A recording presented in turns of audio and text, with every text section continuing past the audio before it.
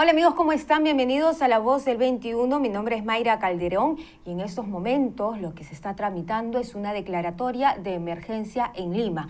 Ya lo dijo el ministro del Interior, Avelino Guillén, que va a solicitar una evaluación dentro del Consejo de la Policía Nacional para ver si esto es posible y qué estrategias van a optar para frenar la ola de delincuencia que existe en nuestro país, sobre todo en la capital. Y sobre este tema estamos ya conectados con Ricardo Valdés, ex viceministro del sector interior. ¿Cómo está? Muy buenas tardes, bienvenido a Perú 21.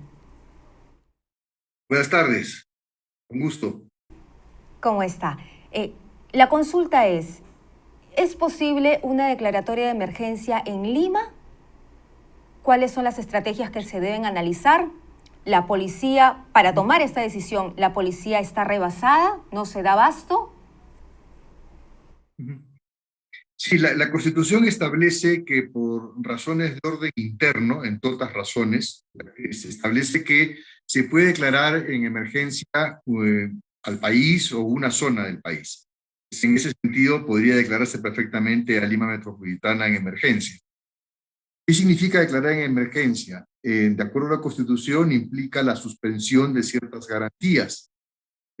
Sobre las garantías que se encuentran en la Constitución, en el artículo 2, 4 de ellas, que tienen que hacer con la inviolabilidad del domicilio, que tienen que hacer con la detención de la persona sin mandato judicial, que tienen que ver también con el libre tránsito y con la posibilidad de concurrir a reuniones. Estos son los 4 derechos que se suspenderían con la declaratoria de emergencia. Adicionalmente, se puede pedir la colaboración de las Fuerzas Armadas en la labor del orden interno, ¿no? Ujú. Eh, Ahora, con estas medidas se puede, digamos, detener la ola delincuencial o estaría por verse. Hay que recordar que ya hace apenas unos pocos meses atrás, 3 o 4 meses atrás, también se declaró en emergencia de Lima y el Callao, y sin ningún efecto práctico, hay que decirlo con toda claridad. La evaluación que hace la policía es necesaria porque toda declaración en estado de emergencia debe ser motivada. Entonces, la motivación le corresponde al organismo técnico, que es la Policía Nacional. La Policía Nacional debe argumentar las razones por las cuales se van a suspender los derechos de todos los ciudadanos de Lima Metropolitana. No sé si incluirán también el Callao esta vez. En ese caso, la policía debe poder decir de que tenemos un mayor incremento de victimización, de que tenemos un mayor número de secuestros, tienen que fundamentar el incremento de los delitos, el incremento del uso de armas de fuego, en fin, el incremento del sicariato, tienen que dar las razones para las cuales ellos consideran que el estado de emergencia es indispensable. Dos Eso, preguntas, dos preguntas. Para que se tome esta sí. decisión es porque la policía como institución no puede sola, no se da abasto para que se considere esta situación. Y dos, ¿cuál sería o cómo sería el papel de las Fuerzas Armadas? Ya, ciertos conceptos que se están poniendo en cuestión a priori. Hay que tomar en cuenta que el ministro Guillén está dando respuesta a una solicitud del Congreso de la República.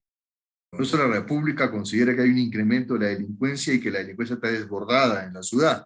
El ministro del Interior ha reaccionado con ello y le ha dicho, ok, si es así y si requiere la declaración del estado de emergencia, que es lo que hace el Congreso de la República, o entonces la policía debe decir, vale, vamos por el estado de emergencia. Eso sí, significa que en efecto la policía ha sido desbordada, que la policía no tiene o no ha podido aplicar estrategias adecuadas para controlar territorialmente los lugares donde se está produciendo el delito. Por eso insisto que yo tengo muchísima curiosidad por conocer la fundamentación de la policía. La que se hizo hace pocos meses atrás fue realmente de Ripley. Lo que la policía argumentó para suspenderlos a todos los derechos fue que había que cambiar la percepción de la ciudadanía en favor de la policía y que para eso la ciudadanía tenía que percibir de que algo se estaba haciendo a favor de la seguridad. Entonces, si se repite una fundamentación con esa, realmente estarían haciendo el ridículo.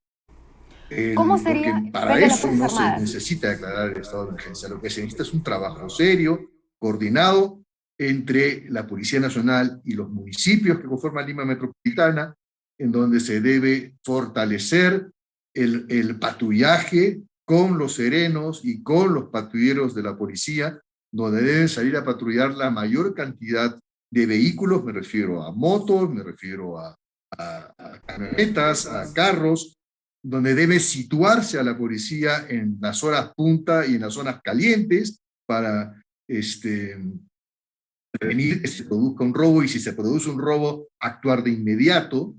En fin, esas son medidas que tienen que darse, y si lo que se requiere es que, vamos a la segunda pregunta, que tengamos más policías para descartar, mejor dicho, para descartar el trabajo que a la policía le supone el cuidado de ciertos lugares estratégicos, como por ejemplo el aeropuerto, como por ejemplo el Estadio Nacional, no sé, para si es que hay un evento. Entonces, ahí se pide el apoyo de la Fuerza Armada para que la Fuerza Armada contribuya con el resguardo, y que esa policía que estaría resguardando pase a cuidar las calles. Entonces, Esa es mi respuesta en lo que se refiere a la necesidad. Insisto, está por verse qué va a fundamentar la Policía Nacional para que se nos restrinja a todos derechos tan importantes como la inviolabilidad de domicilio, o como se nos detenga sin mandato judicial.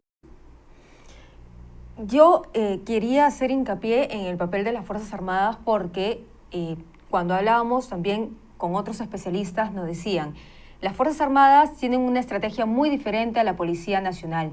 Las Fuerzas Armadas eliminan directamente al enemigo, ¿no? Y muchas veces los resultados pueden ser desproporcionados.